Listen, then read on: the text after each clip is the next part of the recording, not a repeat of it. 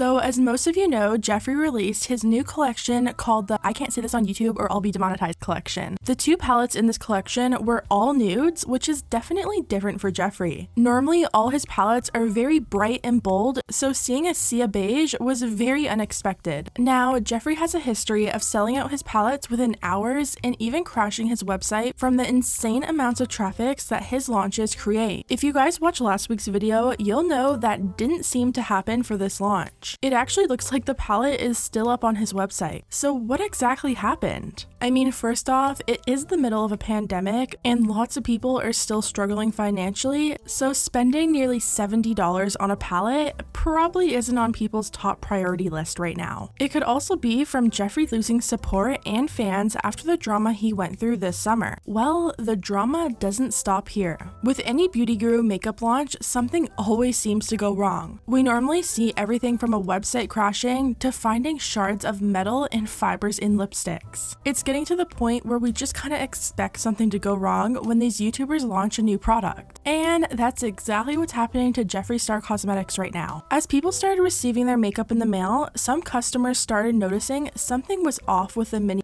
palette. Fans that bought the mini palette felt like the formula used or the way the palette was pressed was completely different. People were complaining of no pigmentation, no color payoff, not even being able to pick up any product on their brush, and these weird lumps and bumps and cracks in the eyeshadow. And I'm not talking about just one or two people having issues with it, I'm talking about hundreds. Here's what some people had to say. Why are these looking funky? I usually have zero problems from Jeffree Star cosmetic products. I can't get any pigmentation from these. What the hell is going on? Listen, I love Jeffree Star Cosmetics. I love the Bloodlust collection, but the mini palette doesn't feel right. It feels different than the other palettes and mini palettes, and I can't get a good swatch out. Can you help me out, Jeffree? I hate to say it, but these are the worst shimmers I think he's ever made. I tried using my finger and a brush and nothing, so I pulled out my NYX pigment primer and it helped a tad. A bit disappointed in the mini, but I love the mini palette is literally trash. They are pressed way too hard and there's little to no pigment. So disappointed. It looks like the complaints aren't just coming from people on Twitter either. If you go over to Beauty Bay and look up the mini palette, you'll see the reviews are horrible. Right now the palette has only 3 stars with 23 reviews. Over on Beautylish, the verdict is even worse. The palette is currently sitting at 1.5 stars. One person wrote, "The worst palette I own. This palette was 100% not worth the purchase. The shades Glass Wet, Gagging, Frozen Fire, and Foam Party all feel like they have a hard pan. When you go to swatch them, no pigment goes on your finger. They can't be used with a wet brush or a dry brush either. These shades are complete duds. I am so extremely disappointed in this palette and would definitely return it if I could. Do not waste your money." It's being said the problem with the palette may be the way it was pressed. Last year, Jeffree also had major issues with his eyeshadow pressing machine. Little pieces that looked like hairs were breaking off from the machine and getting embedded into his makeup. He ended up addressing that issue and said, "Moving forward, my manufacturer will make sure this never happens again and have put in place several precautions and steps to avoid the ribbon issue. You all know how serious I take my company. Thank you for listening." So far, Jeffree has yet to address the issue people have been having with the quality of the mini palette.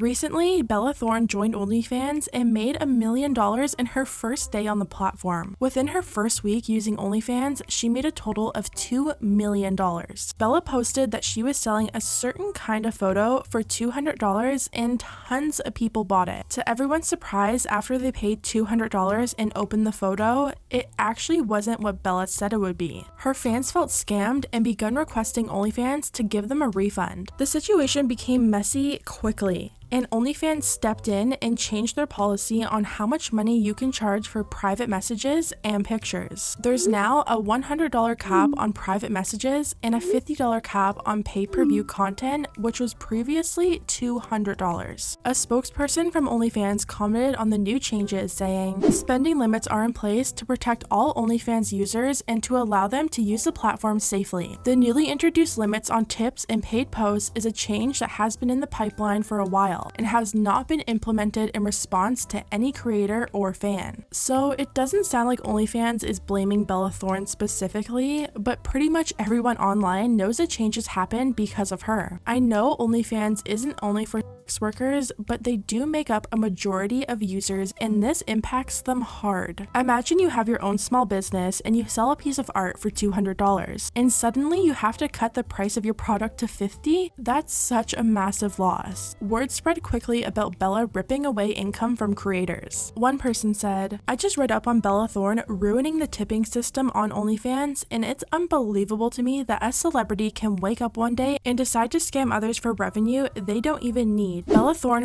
fucked over so many sex workers. I am so sick of celebrities. The entire tipping system just changed and got a huge price cap because she scammed thousands of people. Absolutely ridiculous." Bella ended up issuing a long apology claiming she was just trying to create more revenue for content creators on the site. She also said she wanted to bring attention to the site and said the more people on the site, the more likely of a chance to normalize the stigmas. She finished off by saying she would be meeting with OnlyFans to find out why the changes were made. And guess who took time off uploading her 3-month long-awaited apology video to shade Bella? Tana Mongeau. Tana promoted her own OnlyFans by shading Bella, saying, "Let's give OnlyFans what they really want. Don't worry, you'll always get what you pay for." She then posted a photo with a caption covering her up saying, "These are my..." No, I'm not just saying that. She then posted a video to TikTok also shading her. I'm a human being.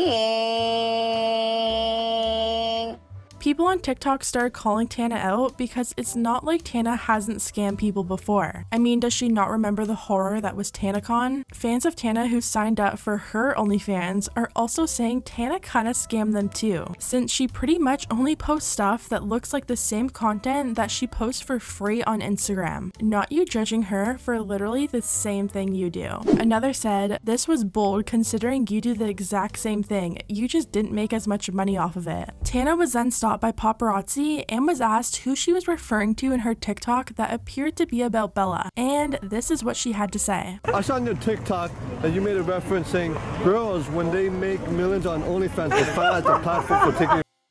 Could you explain that? Could I explain that? Yeah. It's pretty self-explanatory. It was just a general statement. Come on, you know.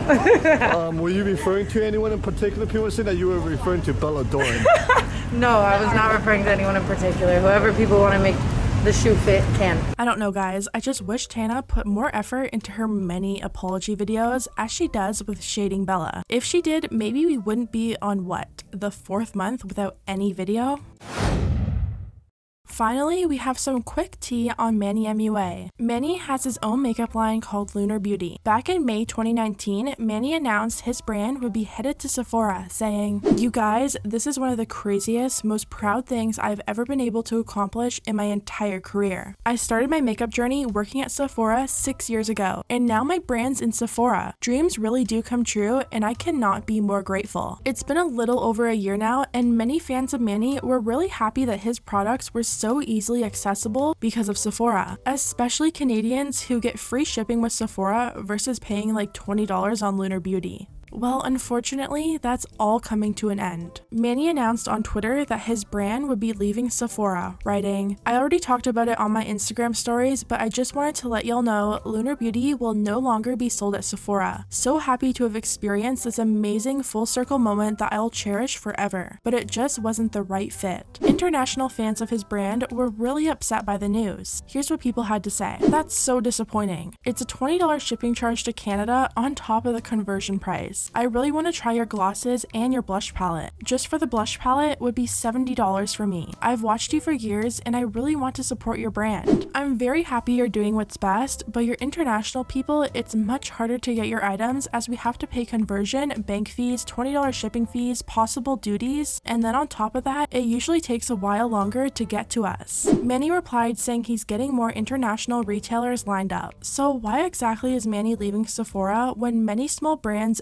dream of getting into such a huge retailer? Well, it's being speculated that maybe it's too hard for these small indie brands to keep up with the stock demand placed on them by Sephora. Yes, it's amazing to get your brand into Sephora, but if you can't keep up with their demands, you might just end up losing money. Plus, with COVID and how it's impacting production of products, it's no surprise to see things like this start to happen. Manny assured his fans he's doing what's right for not only his brand, but his family too.